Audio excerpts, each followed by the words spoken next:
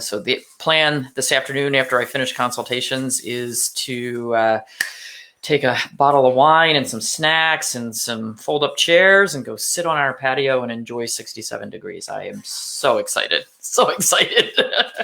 This is why we moved south. All right. So I have a couple of housekeeping things. Yesterday, I talked to a representative for a new raw pet food company with some really interesting ways of doing things. And they're looking for a veterinary sort of spokesperson to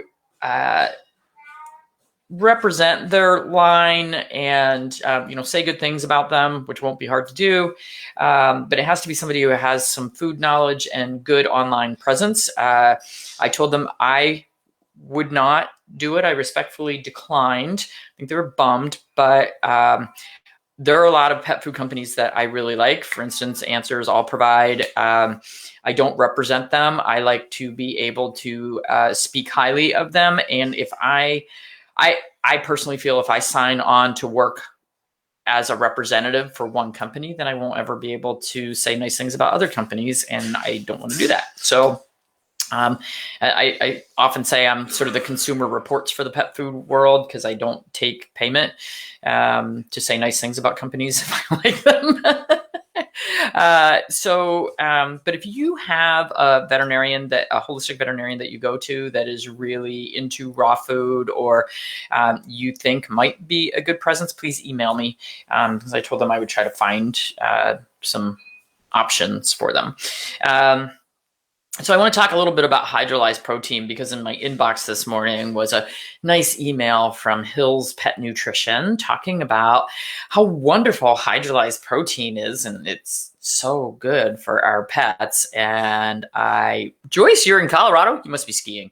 And I thought, oh, hydrolyzed protein, so good for our pets. And so I thought, well, let me go, click on this and I'll follow it through and see why, they're saying it's so wonderful, blah, blah, blah. Of course, then I have to sign up on Hill's website, which means I'm going to get a ton of emails and crap and advertisements from them. And I just really don't. I just really don't want to. So anyway, so I thought, well, all right, this gives me a good chance to talk about hydrolyzed protein and what it is. And actually the consultation that I did yesterday, the dog had been prescribed the hydrolyzed protein and the owner said no, because her last dog died of stomach cancer. And she's pretty sure that it had to do with the hydrolyzed protein food. And and of course now her next dog has the same oral diagnosis of eosinophilic stomatitis. And she's really afraid this dog will die of stomach cancer too. I don't know whether the food did or did not contribute to the stomach cancer, but the internal heat in the stomach and liver area definitely contributed to it. And so now we've got the same thing going on with this dog. And she said, why don't the other veterinarians talk about this? I said, because they're not trained in TCVM. And if I tell them that you have liver qi stagnation with yang rising, they'll look at you like you've got 6 heads and don't know what the heck you're talking about. So, but anyway, so if we fix that liver qi stagnation and that yang rising that's causing the heat in the stomach, which is rising up into the mouth, hopefully we solve the problem. Anyway, so what is hydrolyzed protein? Well, really interesting because when you look on the pet websites, they put a positive spin on it. And of course they do. They try to make it sound like it's a wonderful thing. So it can be, according to the veterinary websites, it can be hydrolyzed protein pet food, which is prescription, can be used to manage a variety of health conditions in dogs. And what is hydrolyzed protein? Well, hydrolyzed protein means that the long chain amino acids that form proteins are broken down, and they're broken down by hydrolysis. Well, we look at that and break the word down. We go, hydro, that means water. That's a good thing, right? Well, yeah, hydrolysis can be done with, water's part of it, but it can be done with chemicals as well. So, on the pet site, it says, hydrolysis uses water to chemically break the proteins into pieces that are so small that the immune system doesn't react to them anymore. Well, then you go look on other sites that talk about hydrolyzed protein, even from a human food standpoint. And they say it breaks the protein into its component amino acids and peptides. And there are many ways to do it, but the most common is prolonged heating with hydrochloric acid, sometimes with an enzyme such as pancreatic protease, to simulate naturally occurring hydrolytic processes. Okay, so I'm going to feed my dog or cat a food that's been subjected to high heat and hydrochloric acid for a period of time to break it down into smaller proteins. Sounds so yummy and healthy. And what are the proteins that they use? They use soy, they use chicken feathers, they use chicken. So these are the hydrolyzed proteins that you're getting. Now, if you have a pet who has a chicken allergy or a soy allergy, yeah, hydrolysis is not enough many times for their body to not recognize it as a foreign protein. And they will still react. And what they don't tell you is that 50% of dogs with food allergies and skin allergies that these diets are used for will still be just as bad. It only helps about 50% of the time. And sentencing a pet to a life of expensive, low-quality ingredient food seems like a bad thing. Seems like a bad thing to me. I would not want to be paying $90 a bag for broken down chicken feathers as the protein source for my pet. I think that's just not a good idea.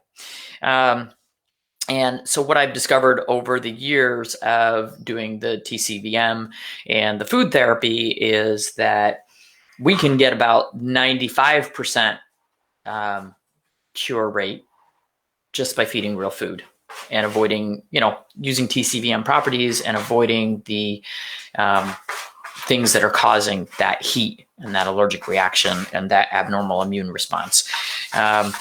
And it's amazing how many animals are put on hydrolyzed foods. And I know that I see a skewed population because I'm doing consultations and have for the past 15 years on animals. Thanks for using the litter box during this chat. But, I'm seeing the cases that are being put on these diets because they've had such long-standing chronic inflammatory illness. So I'm seeing a skewed population, but I'm just amazed. I mean, there's big money in this food and there's a lot of it being sold, unfortunately. So, the most common reasons these food are used is allergies and inflammatory bowel disease. I don't find that it works.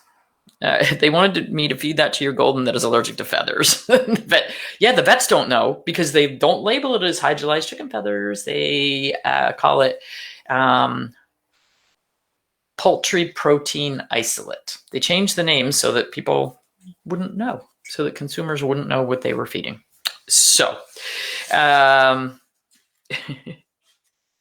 okay, vets are putting puppies on it. I know, and you see it in bulldogs. Well, bulldogs, doesn't matter what kind, English, American, French, bulldogs like to be allergic to life, particularly the white ones. And it was something I discovered really early in my career, that those dogs just don't do well on dry kibble. They just want to be a mess. Gwen was taking riding lessons from a high-end trainer about an hour from home. And every Tuesday I would drive her and her horse up there for lessons. And the trainer had American bulldogs. And she came to me and she, showed me pictures of her dog, and she said, the skin is always breaking out. The dog is such a mess. And I said, well, what are you feeding? And IAMS or something. And I said, well, you're willing to feed the dog a raw dog food? Because if you'll change this dog to a raw dog food, I can almost guarantee that this dog is going to be cured. And she said, I'll try anything because I'm spending, thousands of dollars. My dog is miserable and I don't like what this is doing to my dog. She switched the dog to raw dog food. And like 2 weeks later, she came back and she said, look, he's all cleared up. He's great. Feels like $1 million, racing around like a fool. Every dog since then, she's had on raw food and they've all done really well.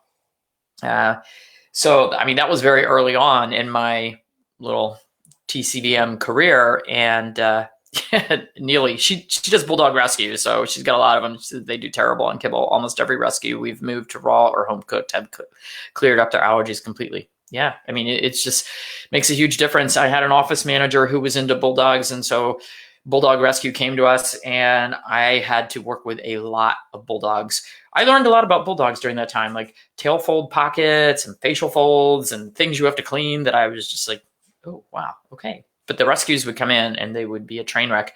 And we, so I convinced the new office manager, hey, you got to change how you're feeding these dogs. And made a big difference. So, okay. All right. Going to the farm, going to see how much more we got done. We were there pretty late yesterday, but they were still working. Those guys put in long days and they work hard.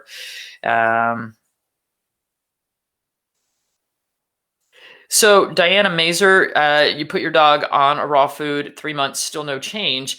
So there's still something in there that is not agreeing with the dog. And I mean, it may need to be a protein change.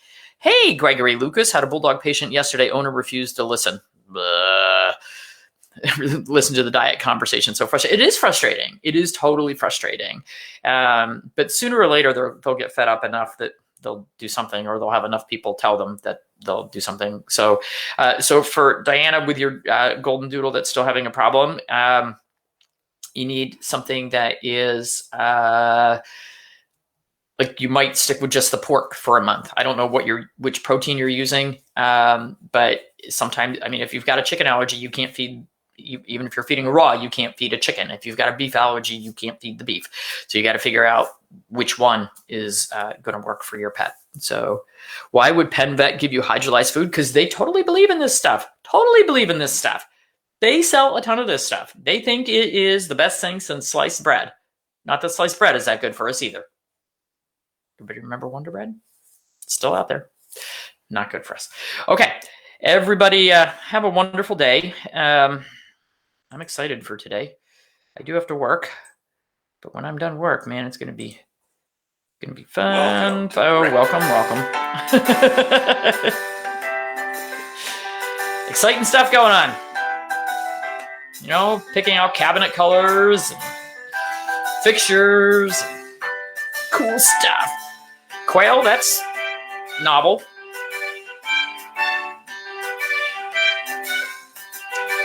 Your dog is allergic to chicken and bully sticks. Well, bully sticks are beef, so I'd be a little careful with beef.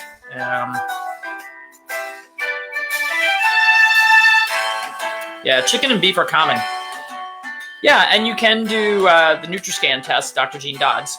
It's a saliva test, easy to do at home. Send it in.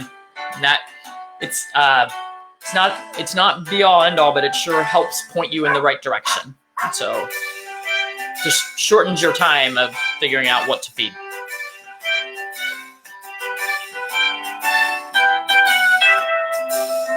Got to get another copy of my book. I'm bookless.